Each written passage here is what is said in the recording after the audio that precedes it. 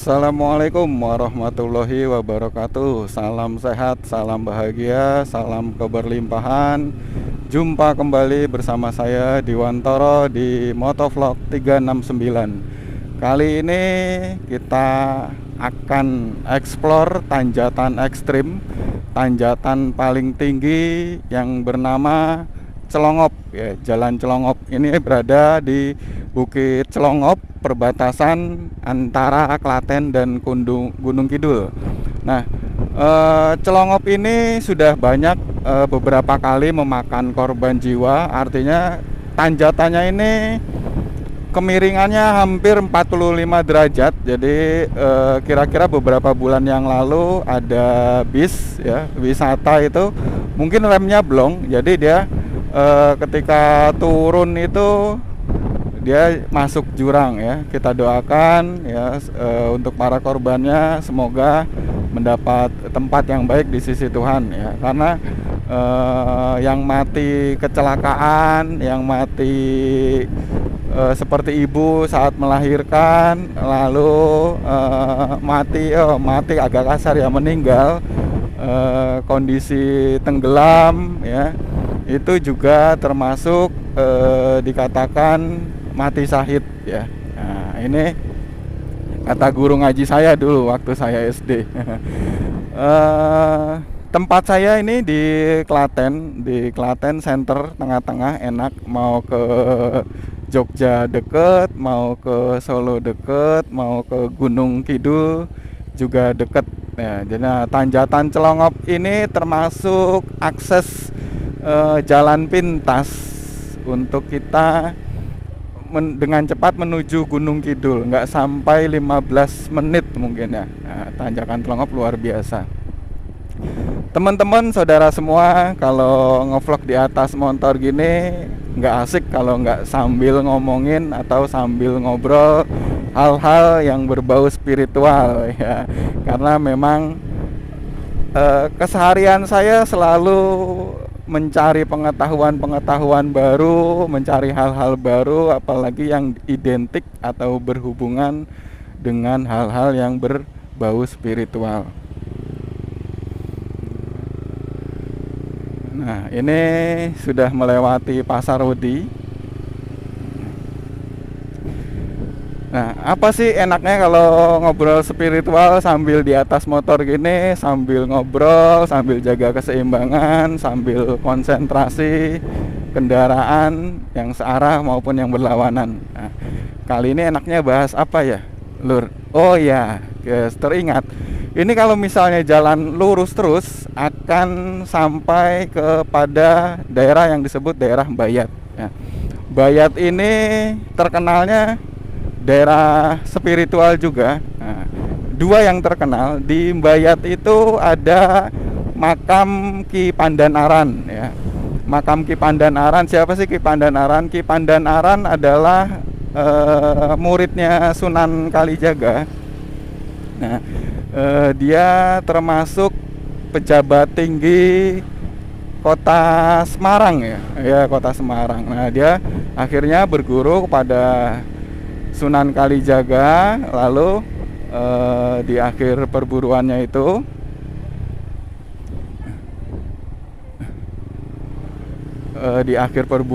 itu dia mungkin mendapatkan ilmu atau apapun, akhirnya dia bertempat tinggal di Bayat. Nah, di Bayat itu dia semacam mendirikan pengajian, pondok pesantren atau apalah zaman dulu namanya, sehingga pengikutnya banyak. Nah, akhirnya dia meninggal dan dimakamkan di situ. Jadi kalau kita ke Bayat, ke makamnya Sunan Pandanaran itu, kita harus naik tangga dulu ke atas bukit. Tangganya itu kalau nggak salah jumlahnya berapa tangga ya, saya agak lupa, saya sudah 3 kali ke sana. Nah, tangganya itu tinggi sekali. Dipercaya banyak yang berziarah di sana, di makam Pandanaran itu. Nah, ada yang meyakini kalau 7 kali ziarah ke sana akan mendapat kesuksesan ya. atau mendapat apa yang diinginkan yang berhubungan dengan jabatan. Jadi nggak aneh kalau di makam Bayat Pandanaran itu yang ziarah-ziarah hampir kebanyakan pejabat-pejabat ya, teman-teman sedulur semua gitu. Nah, itu semua tergantung keyakinan Anda ya masing-masing. Ada yang percaya seperti itu, harus 7 kali ke sana baru dia mendapat kesuksesan gitu. Tapi kalau bagi saya pribadi, intinya ini kalau kita berziarah ya, baik dimanapun, di makam wali, di makam sunan, atau di makam orang tua kita dan makam-makam lain sebagainya, itu kita yang terpenting, yang terutama adalah mendoakan ya, mendoakan semoga ahli kubur ini mendapatkan keringanan siksa kubur, mendapatkan hal-hal baik dari sisi Tuhan. Intinya kita doakan. Nah, kalau di dalam mendoakan itu kita mendapat feedbacknya, artinya entah kita mendapat sesuatu anugerah dari Tuhan, nah itu anggap saja bonus. Tapi jangan pernah mengharap meminta dari orang yang sudah meninggal. Kita hanya perlu mendoakan. Nah, dari doa itu bisa ada barokahnya, feedbacknya kepada kehidupan kita juga. Nah, itu yang saya yakini. Jadi inti yang terpenting adalah kita mendoakan, itu aja. Nah, setelah makam Bayat itu kita lurus sedikit.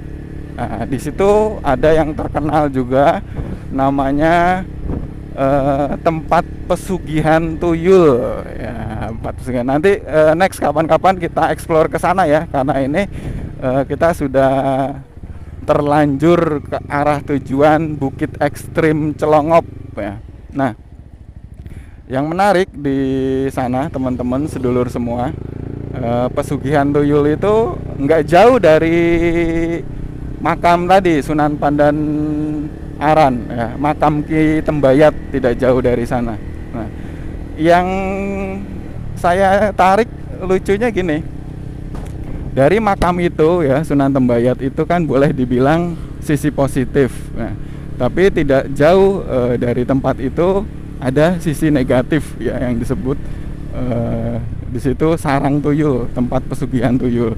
Coba perhatikan deh, di tempat-tempat manapun ketika ada makam ya, ketika ada sisi positif, pasti tidak jauh di tempat itu ada sisi negatif. Seperti di pantai Parangtritis itu ya, sebelahnya itu kan banyak makam, terus banyak orang yang berdoa di situ juga. Nah, itu sisi negatifnya, ternyata di situ juga banyak kupu-kupu malamnya juga di daerah Parangtritis, Parangkusumo area situ. Apalagi malam 1 Suro kemarin itu luar biasa itu ramenya. Terus di tempat-tempat lain seperti Gunung Kemukus. Nah, Gunung Kemukus itu kan makamnya Pangeran Samudro ya, dimakamkan di situ. Tapi tidak jauh dari tempat itu juga banyak kupu-kupu malam atau tempat-tempat lokasi. Nah, masih banyak lagi contoh-contoh tempat-tempat lain ya, teman-teman saudara semua, yang dimana ketika di situ ada sisi positifnya, ada kebaikannya, pasti tidak jauh dari tempat itu ada sisi negatifnya. Nah, kenapa seperti itu? Ini kalau saya pertimbangkan, saya jurnal, saya lihat-lihat, ternyata memang selalu berdampingan ya teman-teman, antara sisi positif dan sisi negatif, bagian dari keseimbangan alam itu sendiri. Nah, sama seperti di tubuh kita juga ya, ada sisi positifnya, ada sisi negatifnya. Itu juga bagian untuk keseimbangan tubuh kita. Jadi tidak yang sisi negatif itu jelek, tidak, itu bagian dari penyeimbang. Kembali ke cerita tempat tuyul, nanti kapan-kapan kita explore ke sana ya, tempat tuyul di Bayat. Jadi di sana misalnya teman-teman mau kaya secara mendadak ya, jalan pintas ya, jalan pintas ini, tapi jangan diikuti ya, ini jalan pintas yang tidak diridhoi oleh Tuhan, artinya melihara tuyul.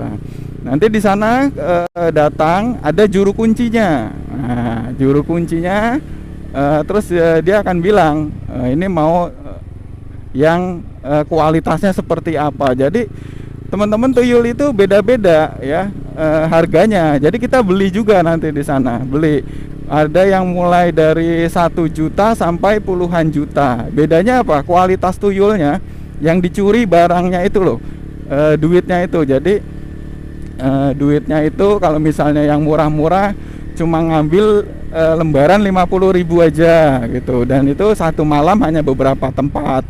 Sedangkan kalau yang tuyul yang harganya di atas 5-10 juta ke atas, itu dia bisa mengambil uang lembaran 100.000 di banyak titik, di banyak rumah dalam satu malam. Nah, sudah pasti penghasilannya beda toh antara tuyul yang murah dengan tuyul yang mahal tadi. Nah, setelah perjanjian disepakati, tuyul itu nanti sama juru kuncinya dikasih beberapa syarat seperti kembang dan lain sebagainya supaya tuyul yang sudah dijanjikan itu datang. Nah, setelah datang, si pihak pembeli juga harus memelihara tuyul. Nah, ini bisa dibilang resiko atau efek negatifnya dari pemelihara tuyul. Jadi tuyul itu sebenarnya sejenis jin ya. Nama tuyul jin itu kan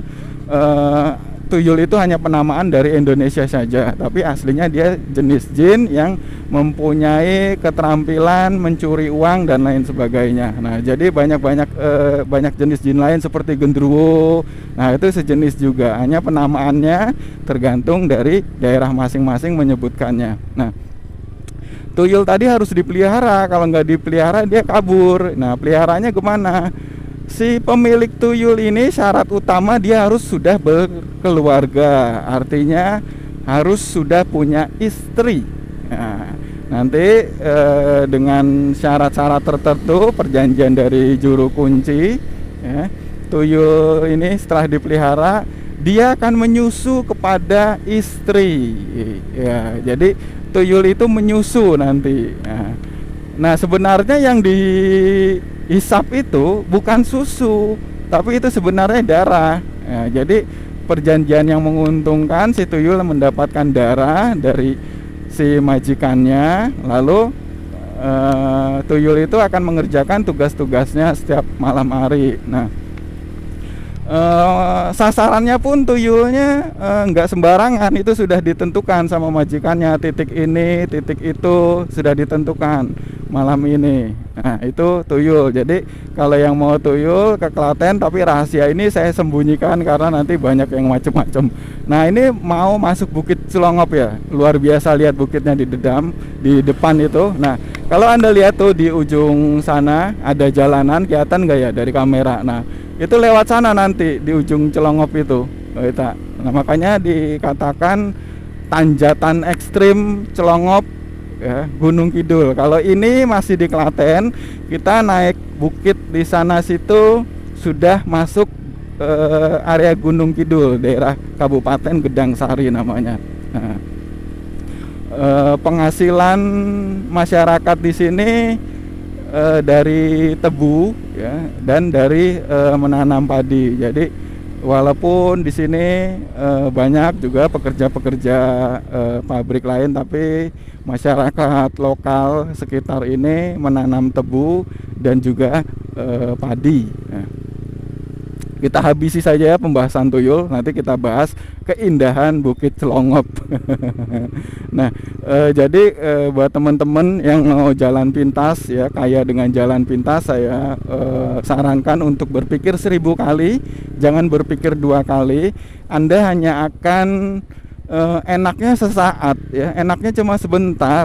Paling berapa tahun sih ya Anda bisa punya ini, punya itu, kaya, tapi nanti Anda akan mengalami kesulitan yang panjang. Coba kalau dipikir-pikir, hidup manusia itu paling banter berapa? Cuma 60 tahun toh. 60 tahun saja sudah dipotong. Masa remaja itu sekitar 30 tahun. Kita masih punya sisa 30 tahun untuk menikmati kekayaan sesaat. Paling nggak sampai loh teman-teman semua 20 tahun ya. Jadi pikirkan 2 kali. Jangan terlalu mengikuti hawa nafsu, ingin ini dan ingin itu. Jalani apa adanya saja, hidup nerimo ing pandum lebih enak ya. Nah ini kita sudah mulai masuki, ini sudah daerah Gunung Kidul, Gedang Sari. Tanjatannya sudah mulai ekstrim. Saya harus mengurangi gigi dan menaikkan gas ya. Nah, tanjatannya ini sudah luar biasa. Nah, ini untuk di area sini kita butuh fokus dan kehati-hatian. Nah, karena tanjatannya semakin tinggi. Ini nggak bisa dapat napas karena terhalang bapak pencari rumput.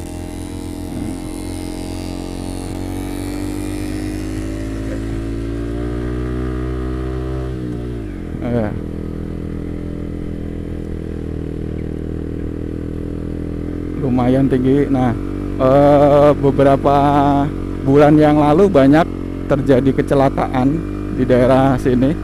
Bayangkan tanjatannya yang kemiringannya hampir mendekati 45 derajat ini. Kalau rem kita blong ini, kita bisa nggak bisa berhenti, alias masuk ke dalam, jerujus terus ya bahasanya. Nah, saya mendapat kabar pemerintah kabupaten akan memperbaiki atau membuat jalan baru di mana tanjatannya tidak se ekstrem ini. Jadi jalan baru ini akan memotong jalur lain, tidak melewati tempat ini lagi. Nah, ini tanjatannya luar biasa. Nah, puncak dari tanjatan Celongop ini ya ini dia, ini puncaknya ya, bisa dikatakan yang paling tertinggi. Nanti kita berhenti sebentar di sana untuk melihat pemandangan ya, untuk kalian lihat betapa indahnya di daerah Celongop ini. Kita berhenti sebentar di sini. Bentar, saya jaga rem supaya tidak mundur. Nah, kita berhenti sebentar di sini. Nah, coba masih mundur juga karena tanjatannya kemiringannya tinggi. Saya coba sambil pegang rem deh. Nah, coba sedulur lihat dari mulai sini tanjatannya. Saya buka kacanya dulu, agak gelap ya. Nah, dari mulai sini tanjatannya tuh luar biasa bukan tuh.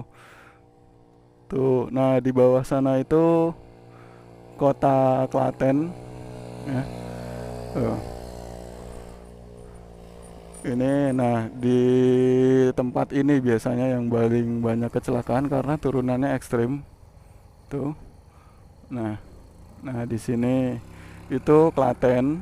Nah, di sebelah sana Jogja, di sebelah sana perbukitan sudah mulai Jogja. Nanti malam kita pulang malam turunnya lewat sini, kalian bisa lihat bintang-bintang dari lampu-lampu di tempat ini. Luar biasa nanti bintang-bintangnya. Nah, ya Pak. Iya. Nah, ini mobil. Makanya untuk kendaraan besar seperti truk dan bis-bis sangat dilarang sekali melewati tempat ini ya. Karena ini butuh skill dan primanya dari kendaraan. Jadi nanti jalannya akan memotong ke arah sana, ke rumah warga. Nah, tapi tanjatannya tidak terlalu tinggi dan ekstrim seperti ini. Nah, kita lanjut. Saya akan tunjukkan tempat atau warung kopi di atas Bukit Celongop, di mana saya setiap sore itu biasanya ngopi di sana sambil cari pemandangan yang yahut. Bismillah, mudah-mudahan kuat.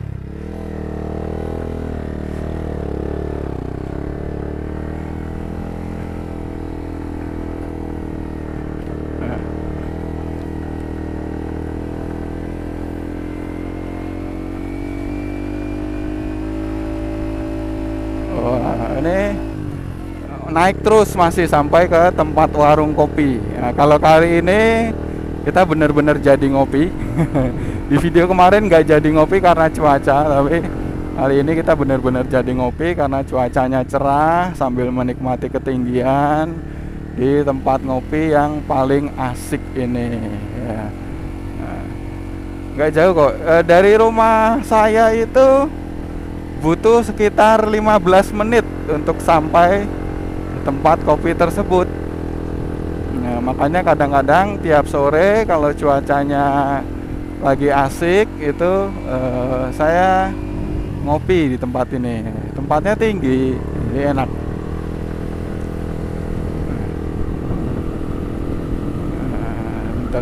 Ini sudah masuk wilayah Gunung Kidul ya. Jadi Jalan Celongop yang tanjatan ekstrim tadi itu jalan singkat untuk menuju Gunung Kidul.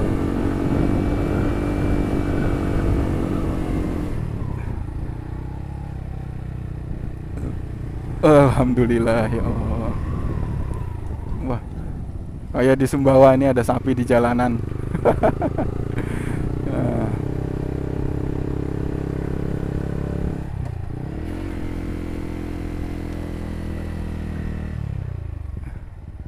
Nah, kita sudah sampai di sana tuh, ya warung kopinya, warung kopi di bukit. Nah, kita coba ngopi sambil menikmati pemandangan di sekitar perbukitan ini. Nah, tuh indahnya bukan? Nah, kita ngopi di sini.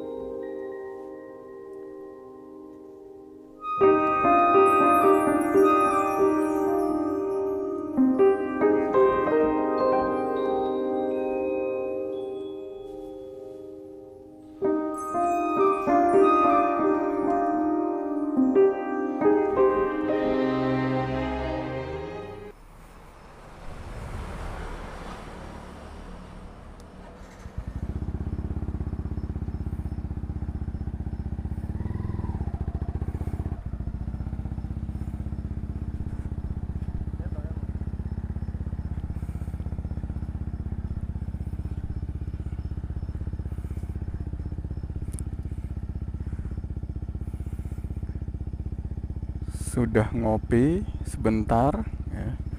Kita lihat suasana malam dari Bukit Celongop. Nanti view bintang. Oh, iya.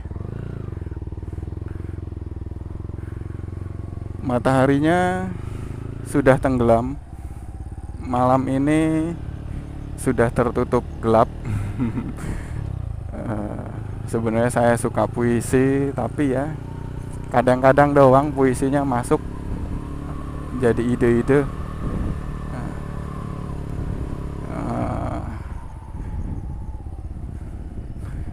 Teman-teman, saudara semua yang rumahnya daerah Gunung Kidul, Klaten, Solo, Jogja, yuk kita nyore ngopi di atas Bukit Celongop, menikmati udara yang masih segar, perbukitan ya.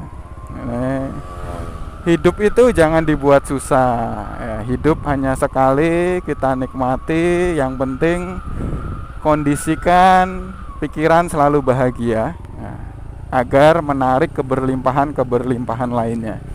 Anda tahu hukum Law of Attraction ya, nanti di video selanjutnya kita bahas supaya hukum loa keberlimpahan selalu mengejar kita. Jadi kita bukan mencari uang, tapi uang yang mengejar kita. Apa sih rahasianya? Nah, makanya subscribe dan like agar tidak ketinggalan video-video selanjutnya membahas ilmu-ilmu kehidupan. Ya. Tuh teman-teman, sedulur semua, betapa indahnya ya. Ini lampu-lampu kota dari atas Bukit Celongop. Nanti kita berhenti sebentar deh. Di sini butuh konsentrasi yang agak tinggi. Nah, kita tunggu di sini sebentar.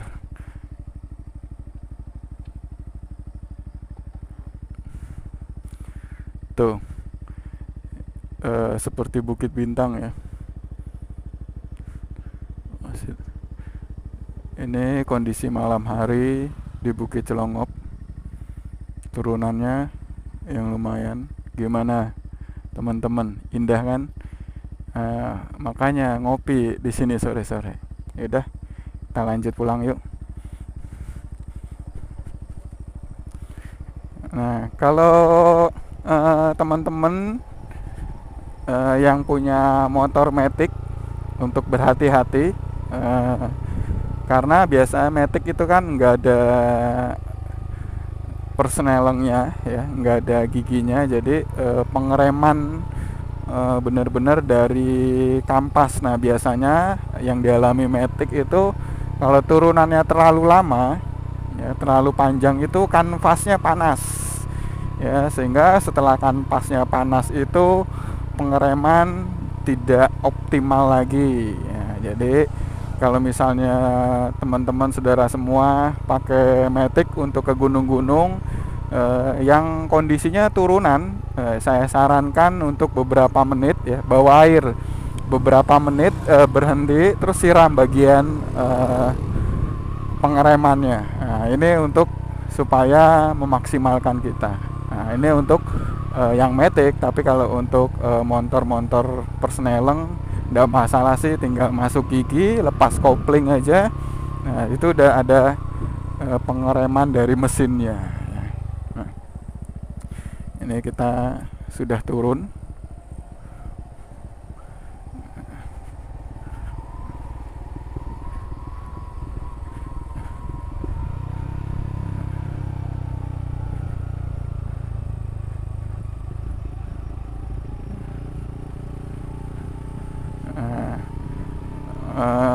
Paling enak sebenarnya, tadi saya mau ke makam keramat ya, di Bukit Mintorogo, masih di Gunung Kidul juga ya. Tapi next, masih tenang saja teman-teman saudara semua, masih akan banyak perjalanan yang seru, yang asik, yang nggak ngebosenin ya, untuk kita saksikan.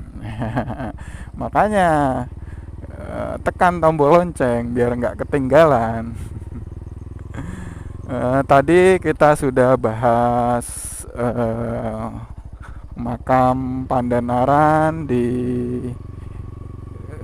Bayat. Kita sudah bahas juga sarang tuyul di Bayat ya. Kita sudah, pokoknya motovlog 369 ini akan membahas baik itu kisah misteri, kisah spiritual, atau kisah apapun yang berhubungan dengan spiritual. Nah, kita bahas. Nah, kalau ada teman-teman yang mau tanya hal apapun tentang spiritual, silahkan tanya di kolom komentar, isi ya di kolom komentar. Pasti akan saya bahas di video-video yang akan saya upload. Jadi setelah tanya ya, tunggu jawabannya di video-video selanjutnya. Oke teman-teman semua, saudaraku semua, terima kasih sudah melihat video ini. Terima kasih sudah menemani saya ngopi di Bukit Ekstrim Celongop. Terima kasih untuk semuanya. Sehat selalu, bahagia selalu. Sampai jumpa kembali di video selanjutnya. Wassalamualaikum warahmatullahi wabarakatuh.